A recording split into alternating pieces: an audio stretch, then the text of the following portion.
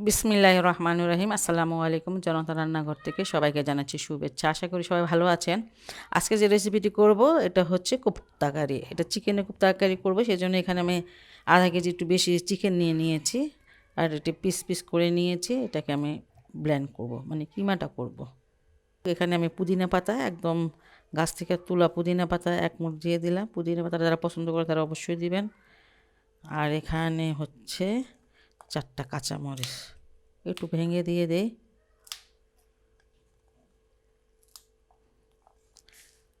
দুই কুচো রসুনের, এই যে আদা 1 ইঞ্চি হবে 2 পিস করে নিয়েছি। এখানে একটা পেঁয়াজ দিয়ে দিয়েছি।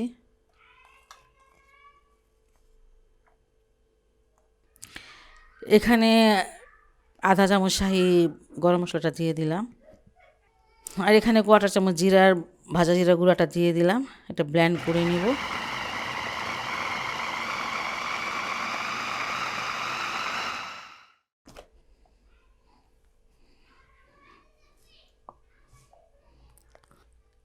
এখানে আমি 1 চামচ ঘি দিয়ে দিচ্ছি। বাটা থাকলে বাটারটা অবশ্যই দিবেন, না থাকলে তেলটাও দিতে পারেন, যাতে একটু স্মুথ হয় আর কাবাবগুলো যাতে নরম হয়।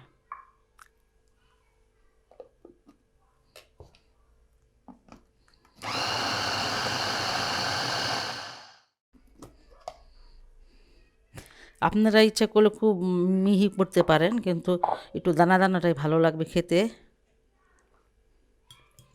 এখানে আমি 50 গ্রাম নিয়ে নিয়েছি এটা চানার ডাল। আর এখানে 10টা কাজু নিয়েছি, আর এগুলো আমি রোস্ট করে নিয়েছি। যখন দেখবেন যে একটু হালকা ঘ্রাণ বের হয়েছে, তখন কিন্তু রোস্ট করাটা মানে হয়ে যাবে। আর এটা এখন আমি ব্লেন্ড করে এটা গুঁড়া করে নিব। এখানে আধা চামচ ধনিয়ার গুঁড়া দিয়ে দিচ্ছি, আর অল্প একটু আধা চামচ মতন চিলি ফ্লেক্সটা দিয়ে দিচ্ছি।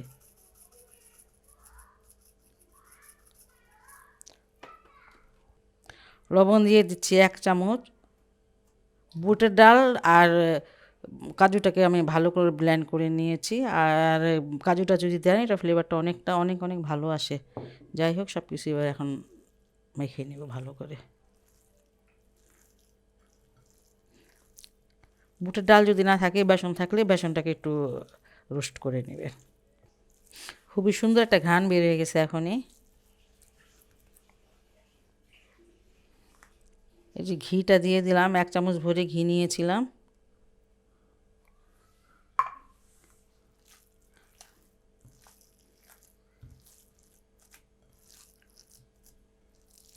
আমি কিন্তু খুব মিহি করি নাই চিকেনটাকে, একটু দানা দানা থাকলে ভালো হয়, শক্ত বেশি হয় না। শক্ত হয়ে গেলে কিন্তু খেতে তেমন ভালো লাগে না। যাই হোক, এটা মাখানো হয়ে গেছে আমার। এখন আমি মানে কোপ্তার যে আপনি শেপটা দিবেন, আপনার পছন্দ অনুসারে দিবেন।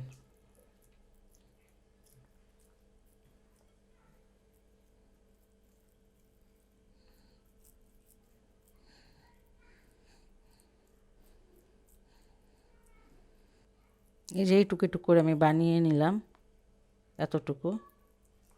রান্নায় চলে আসলাম। কোপ্তাগুলো একটু ভেজে নিলে ভালো হয়। এই কাঁচাটাও রান্না করা যায়, কিন্তু ভেজে রান্না করলে একটু মজা লাগে বেশি। যাই হোক,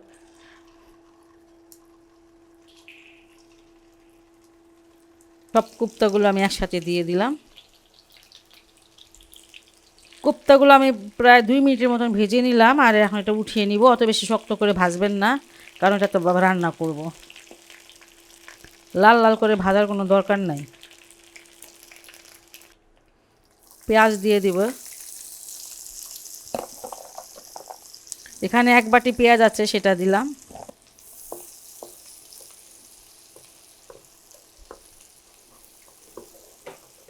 পেঁয়াজটাকে আমি একটু ভালো করে ভেজে নিব,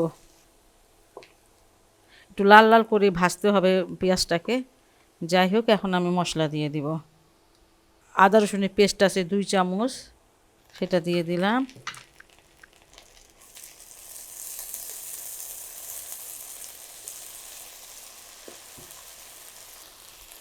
মরিচের গুঁড়া 2 চামচ, ধনিয়ার গুঁড়া 1 চামচ, এখানে হলুদের গুঁড়া সেটাও 1 চামচ, আর এখানে ভাজা জিরার গুঁড়া আছে, সেটা 1 চামচ। আমি অর্ধেকটা দিলাম, অর্ধেকটা পরে দিব। একটু পানি দিয়ে দেই।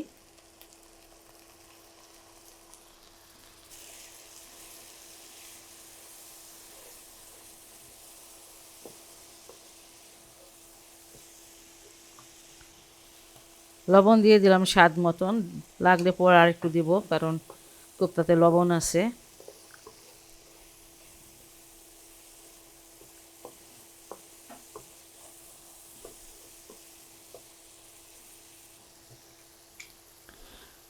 এখানে যে 3টা যে দারচিনির স্টিক আর 6টা হচ্ছে এলাচ দানা, এটার মুখগুলো একটু ভেঙে ভেঙে দিয়েছি।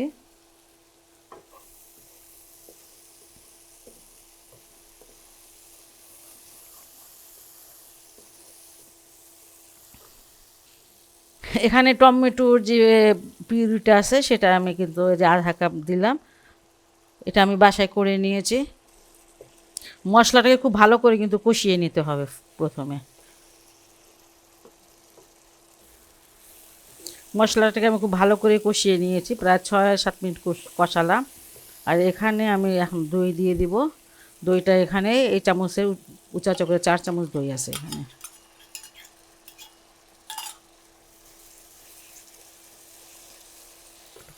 ধুয়ে একটু পানি দিয়ে দিলাম।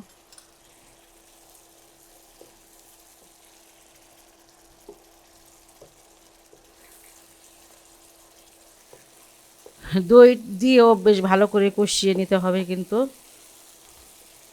আর এটা প্রায় আমার কষানো হয়েই গেল।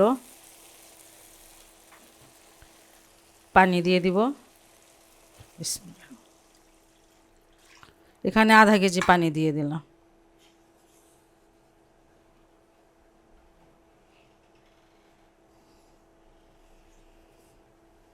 গ্রেভিটা বলক এসে পড়েছে আর আমি এখন কোপ্তাগুলো দিয়ে দিব।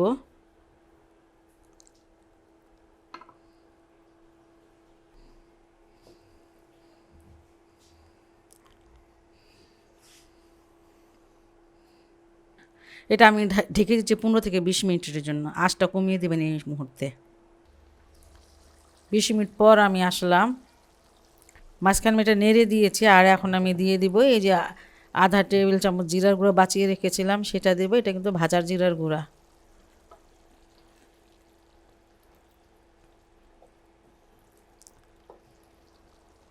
পুদিনা পাতা দিয়ে দিচ্ছি এখানে, কিছুটা পুদিনা পাতা দিয়ে দিলাম। আর এখানে 3টা কাঁচামরিচ আছে এই যে, সেটা দিয়ে দিচ্ছি, কুচি কুচি করে কেটে নিয়েছি। এটা আমি 2 মিনিটের জন্য ঢেকে দিলাম চুলাটা বন্ধ করে। আপনার এটা বাসায় অবশ্যই ট্রাই করতে পারেন, খুবই সহজ এবং টেস্টি একটা রেসিপি। আর যদি আমার রেসিপিটা আপনাদের ভালো লাগে তাহলে অবশ্যই আমার চ্যানেলকে লাইক কমেন্ট সাবস্ক্রাইব করুন। সবাই ভালো থাকুন, সুস্থ থাকুন, নিরাপদে থাকুন এই দোয়া করি। আল্লাহ হাফেজ।